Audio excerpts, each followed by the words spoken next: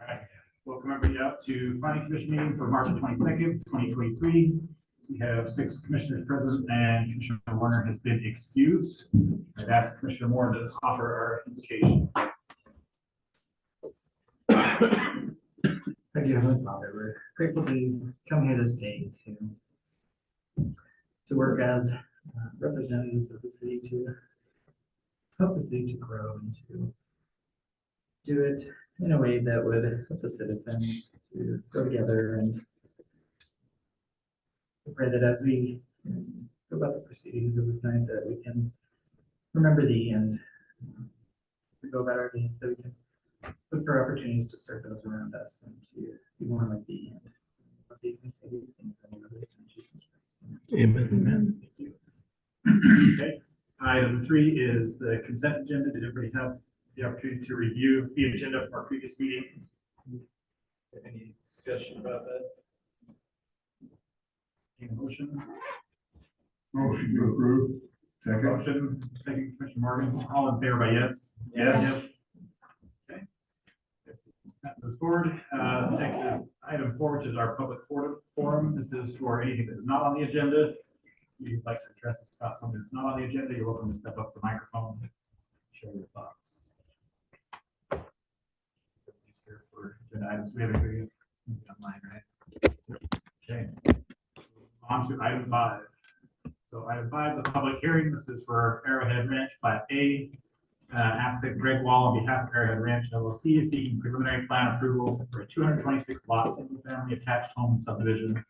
Subdivision is located at approximately 1400 North Arrowhead Trail. Michael has our presentation. Move out of the way so I can present it.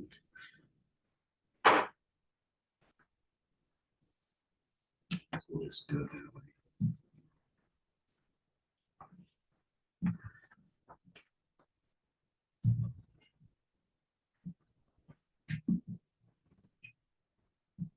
That's strange.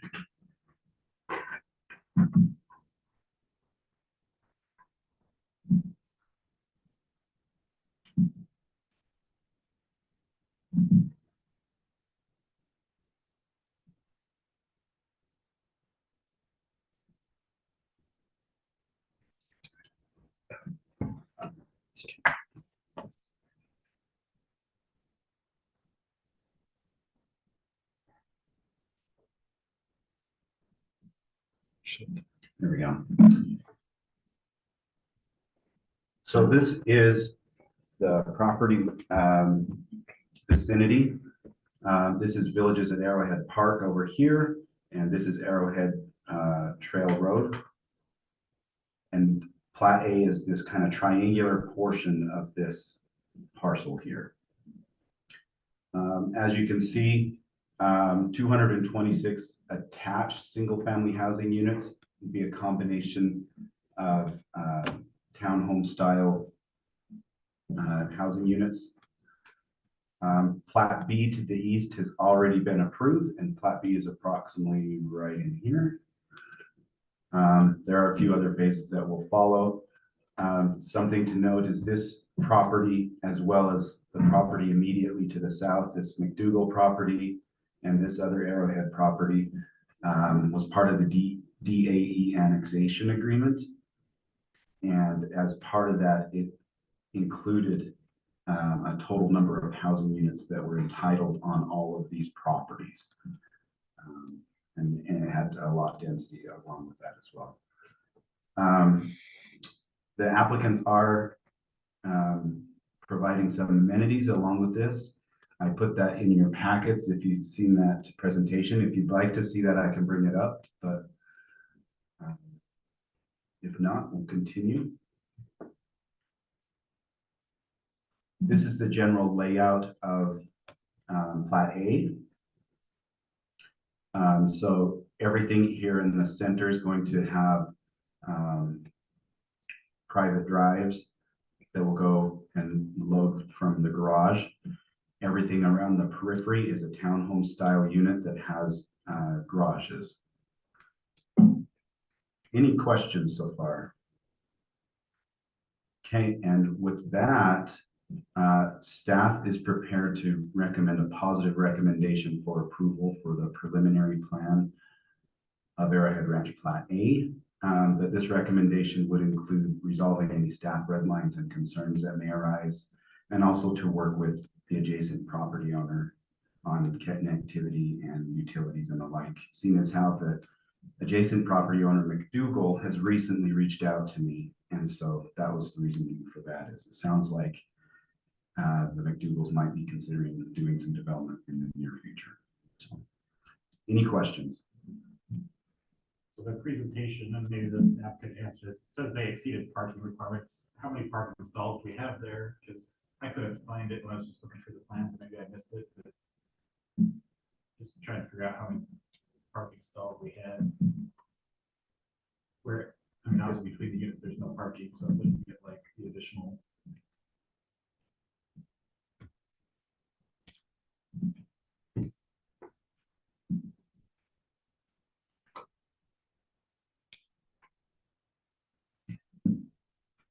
Let me pull that up.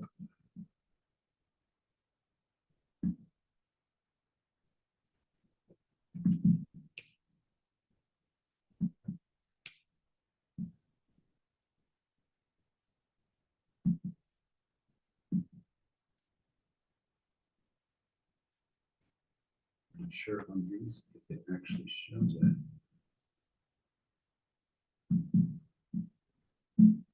Greg, are there parking tabulations on these plans that you provided?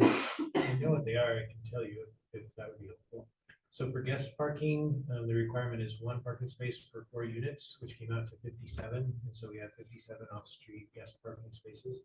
And then for off-street parking spaces for the residents, it's 2 per unit.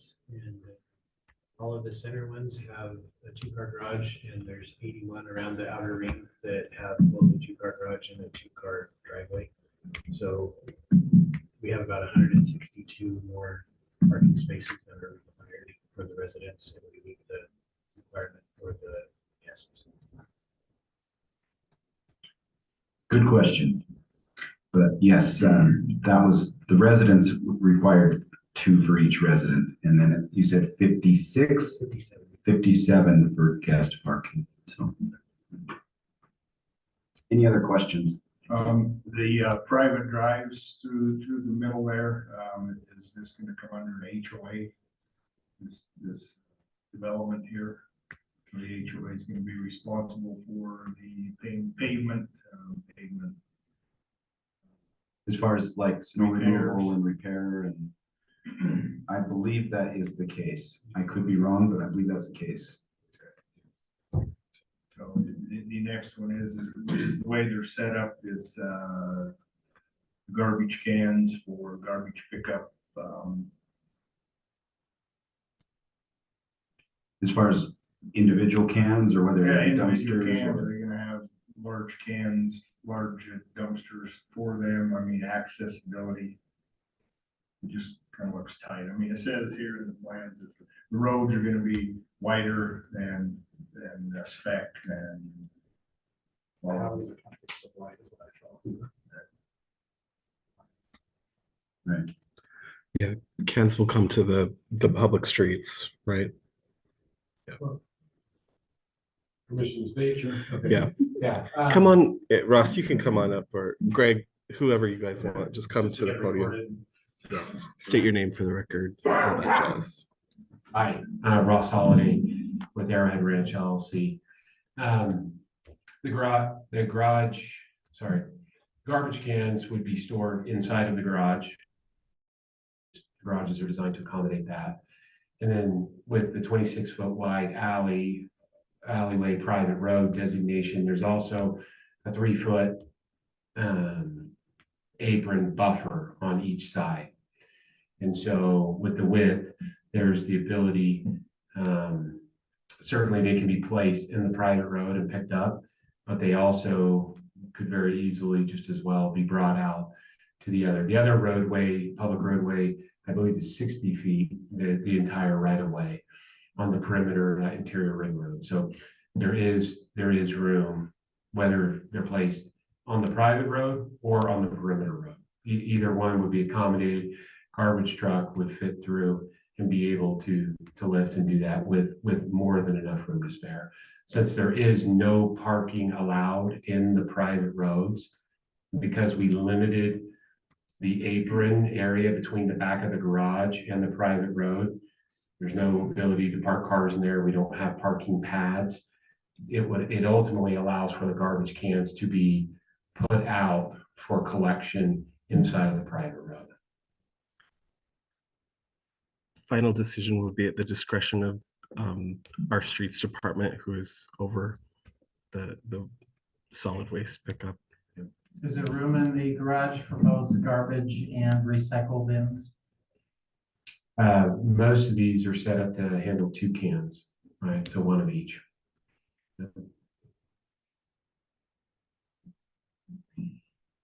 No other questions? I'll sit Back to down. the parking, then you're talking 2 parking stalls for the outlying units there on the driveway. What's the length of that driveway from the back of the sidewalk to the house? Because I didn't see that in a. Minimum of 20 feet. Okay, so back of the sidewalk, not counting the sidewalk, they got 20 feet to the garage door. Right, so like a Suburban is 18 feet 8 inches. We wanted to make sure they would fit even with the trailer hitch, so you wouldn't Without have your sticking on the shin. sidewalk. Okay.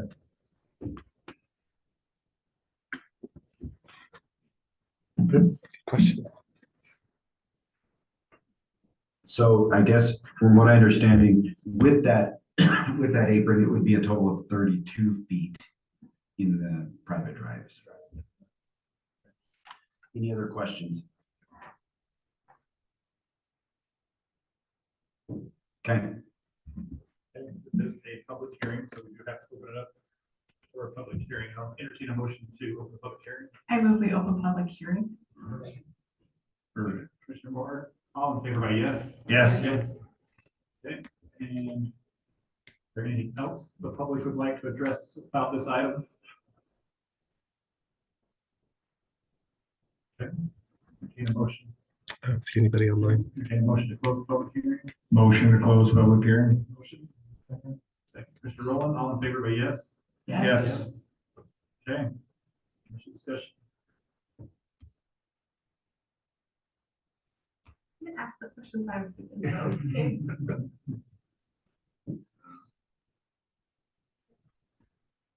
No, I'm just not happy about all that.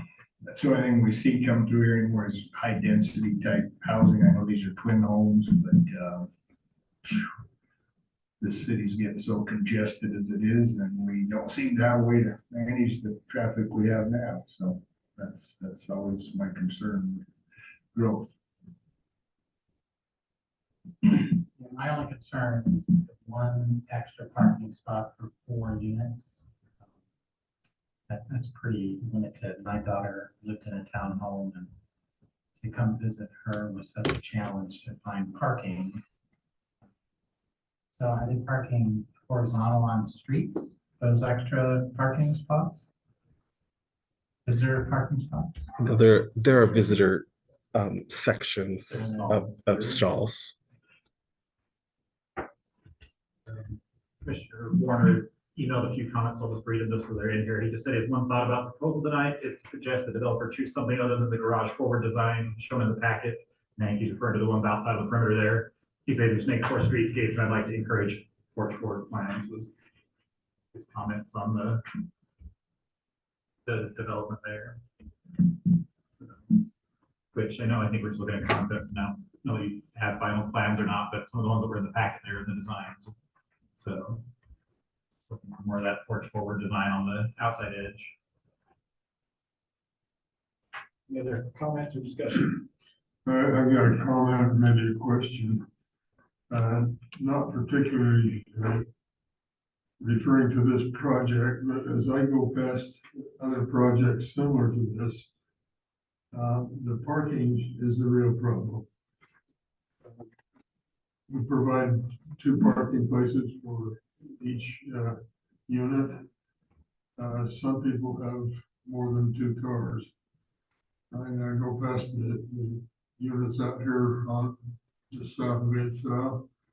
We got cars parked all over the street and parked all over And I think we need to revisit as the planning commission and city council, the parking requirements that we have for this type of development. There's just not enough parking with the guidelines that we have now. I agree. Parking's always a major concern. I think they're meeting the guidelines we have currently, so in this case, but I do think revisiting it in the city would be a good idea to relook at that. I think that's a great comment. We are preparing right now to release basically an RFP to revisit our entire code. And so as we go through that, we're going to rely heavily on the planning commission to influence that code, and parking requirements is obviously one of the things that is going to be looked at. There's a couple ways to look at those. So I would encourage you to do your homework.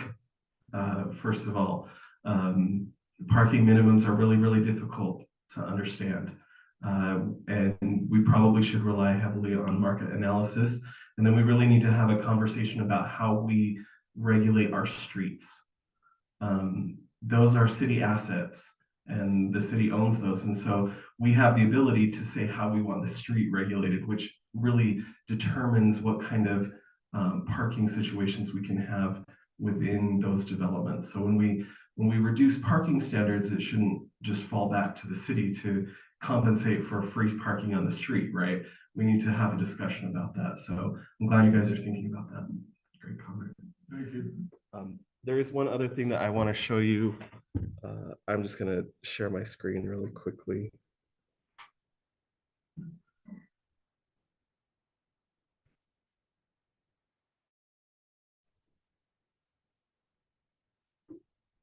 So this is from the applicant and what they had submitted as part of their packet. I think that you all have this, but Commissioner Morgan, specifically to your comment about the density of this project and the typology of this project. So the majority of what you're seeing in Plat A is attached units. But if you look at the rest of this project and how it lays out, this is single family detached. So one thing that we have really appreciated with this specific applicant is the way that they have accommodated their higher density product closer to Arrowhead Trail. And so they have easier access to that arterial road rather than having these at the back of, quote unquote, the back of their project, where all of those cars and trips have to traverse the entire project. This one actually becomes less dense the farther east you go. And so those larger homes, those larger lots won't be traversing the same amount of traffic. So we actually think that that's a really good design and a good choice.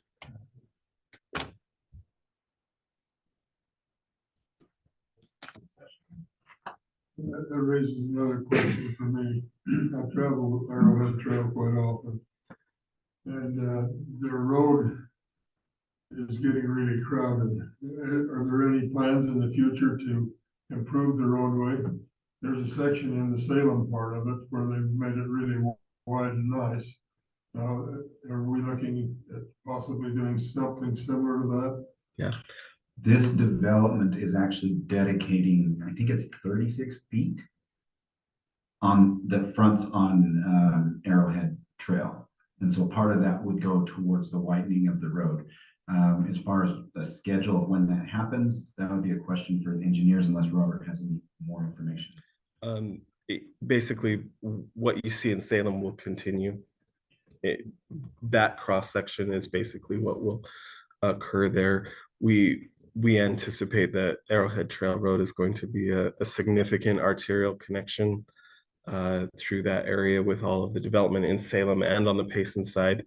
And then the addition of the new interchange that's going to happen. So we'll have the Nebo Beltway that will connect from the freeway to Highway 198 and come through here. And that will be the major east.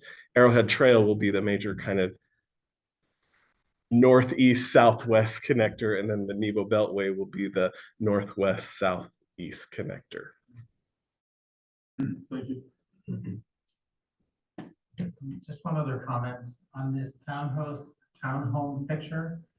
There's a little roof over the porch with a bunch of holes in the top. I would enjoy having a roof rather than a decoration above my head on these porches. So if any of you are in the design department, that would be my strong suggestion. There's a lot more rain and sun you want to avoid than get when you step out on the porch.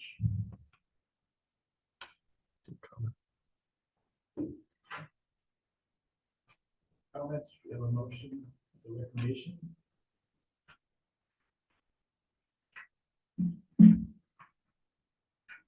I move that we recommend approval to city council contingent on the completion of red lines and working with the adjacent property owners regarding connectivity. I make this recommendation based on the fact that we've discussed this a lot, and this is the kind of development we want in that area. Commissioner Moore, all in favor by yes? Yes. Yes. Yes. Any opposed? That moves on to the council.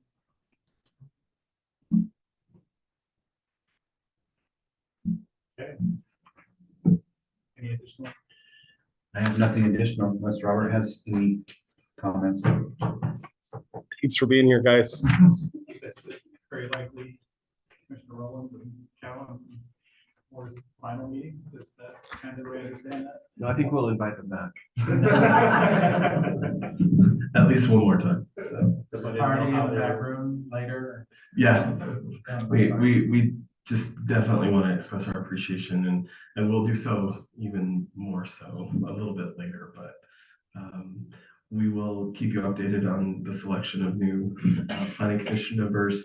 The mayor and I will probably be sitting down in the coming week so he can feel comfortable in recommending some new members to the city council.